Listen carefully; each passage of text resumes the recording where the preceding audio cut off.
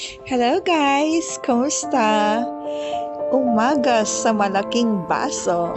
Ito nga guys, nag-trip lang ako and I decided to use these two Big Mac since I haven't used this for quite some time.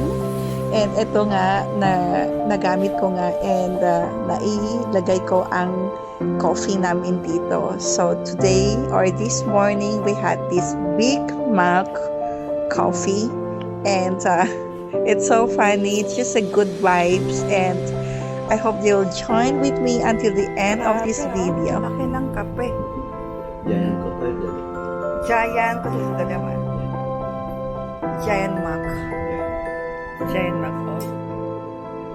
Katumbas ng tatlong Americano. katumbas ng 18, 6. hindi, katumbas ng tatlong baso yan. O, diba? Ganon din naman sa akin.